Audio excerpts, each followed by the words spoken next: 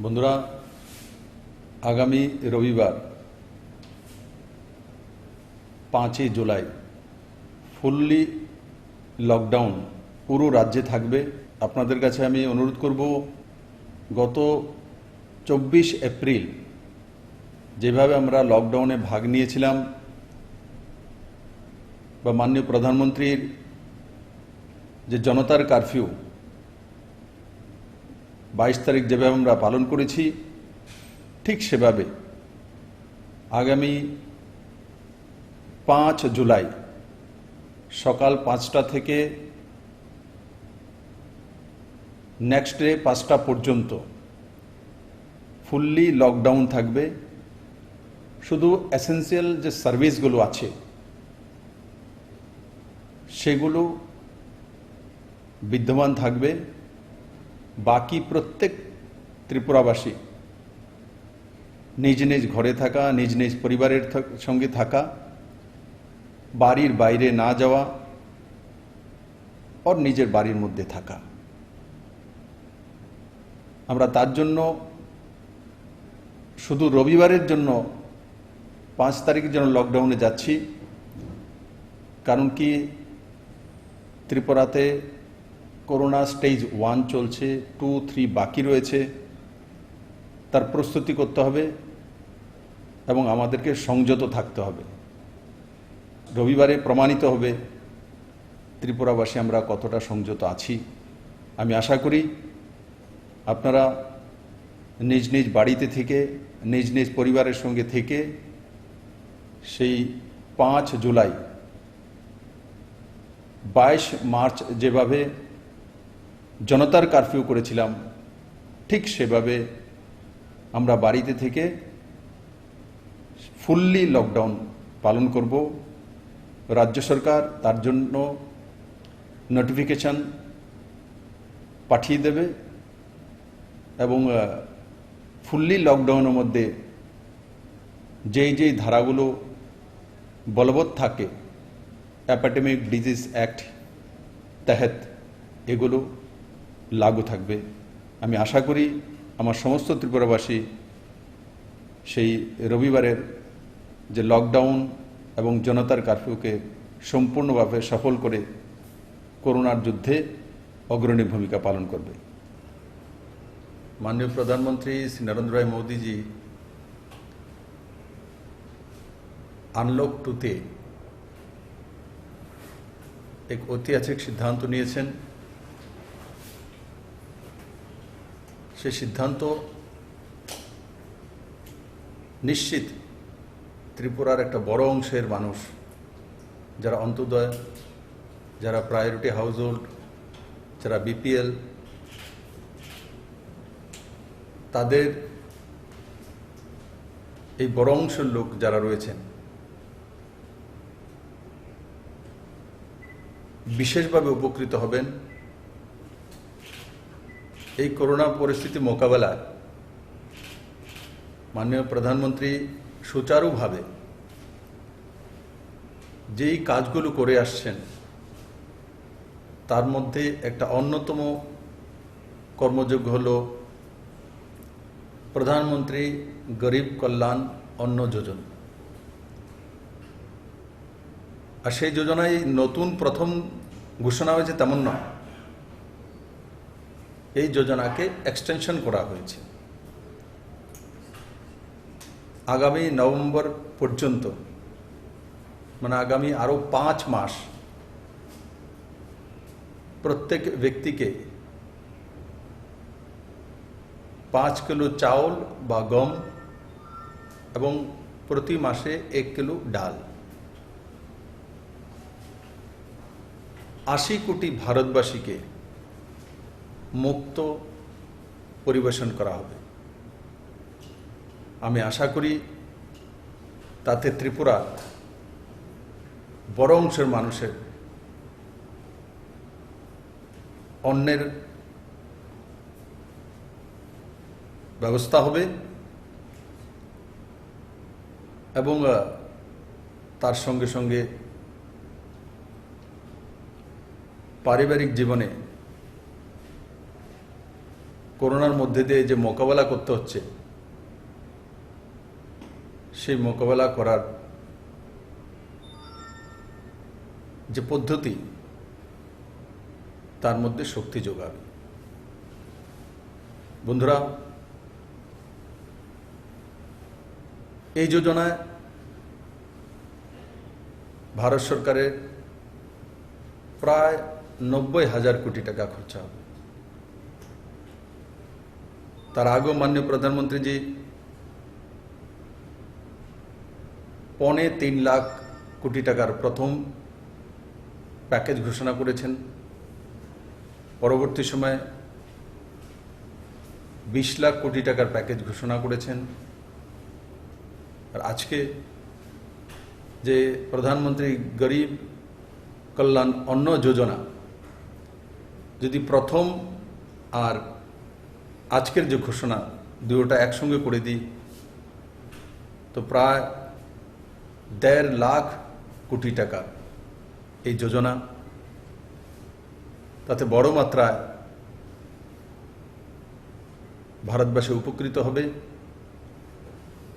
তার সঙ্গে সঙ্গে মাননীয় প্রধানমন্ত্রীজি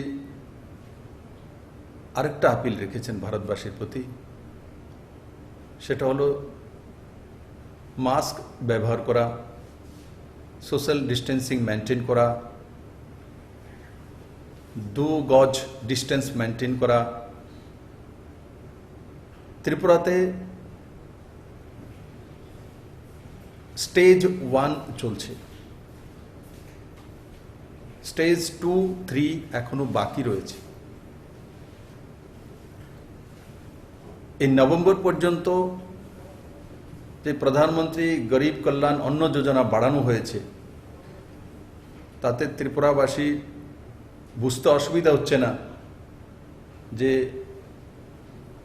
এখনো 2 or 3 বাকি রয়েছে।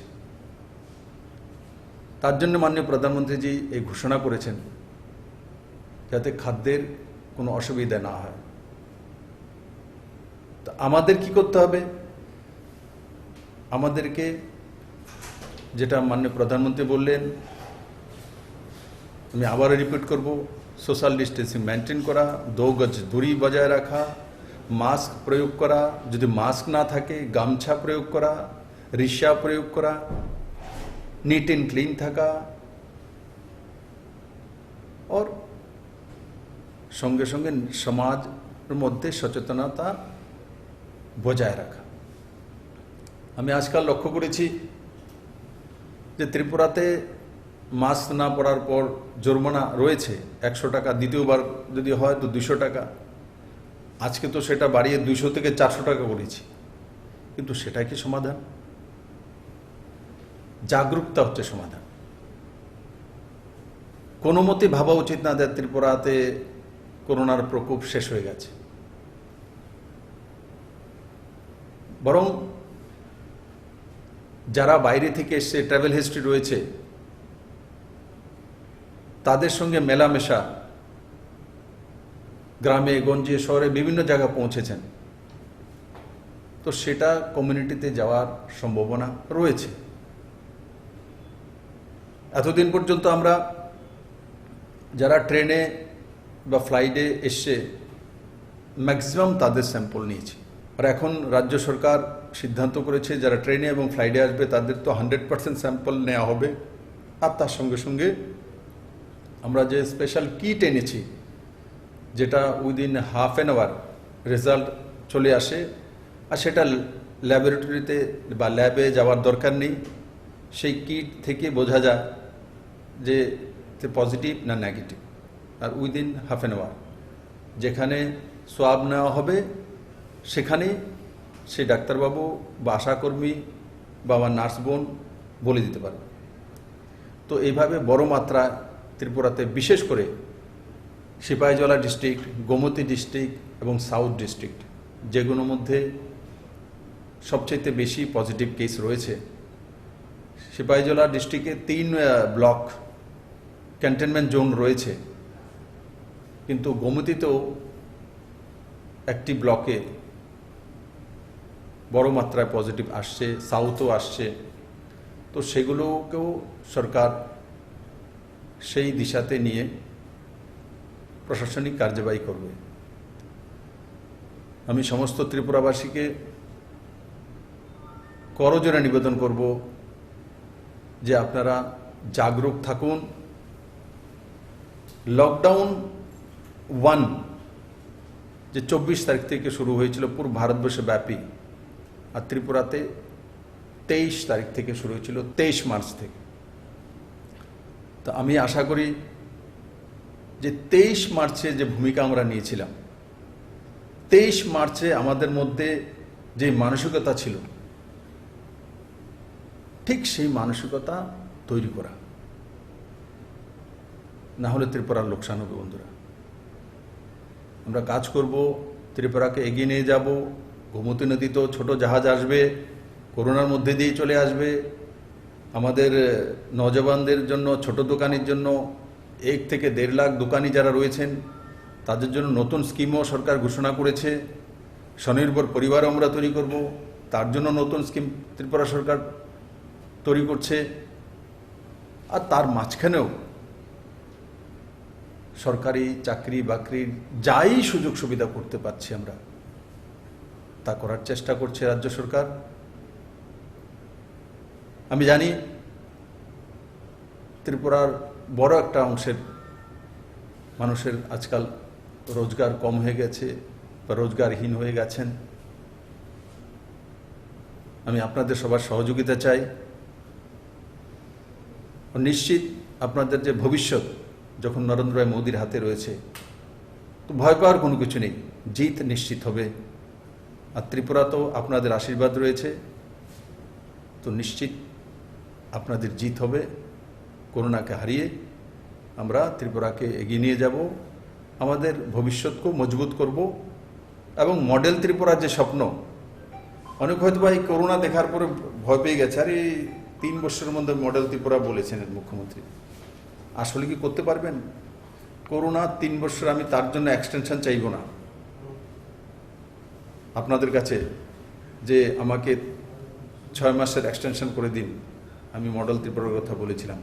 আমি ঠিক 3 মাসেই, 3 বছরেই আপনাদের সামনে মডেল ত্রিপুরা পুরো রূপরেখা তুলে ধরব। ত্রিপুরা এক পাও পেছনে যাবে না। হয়তোবা রোজগারের ক্ষেত্রে আমাদের একটু রোজগার কম হতে পারে, কিন্তু মাননীয় প্রধানমন্ত্রীর উপর আমার পুরো ভরসা যে ত্রিপুরাকে উনি সাহায্য করবেন এবং ত্রিপুরা তার নির্দিষ্ট সময়সীমার মধ্যে মডেল ত্রিপুরার যে স্বপ্ন দেখেছে সেই স্বপ্নকে সাকার করতে পারবেন। আমি আবারও সবাইকে আহ্বান করব, সুস্থ থাকুন, ভালো থাকুন, সাবধানে থাকুন, সোশ্যাল ডিস্টেন্সিং মেনটেন করুন, 2 গজ ডিস্টেন্স মেনটেন করুন, মাস্ক পরুন, গামছা পরুন, কিন্তু সাবধানে থাকুন। আমি আশা করি সমস্ত ত্রিপুরাবাসী জাগরুকতার সঙ্গে এই কাজগুলো করবেন এবং মাননীয় প্রধানমন্ত্রী নরেন্দ্র মোদীজির হাতকে শক্তিশালী করবেন। সবাইকে অনেক অনেক ধন্যবাদ।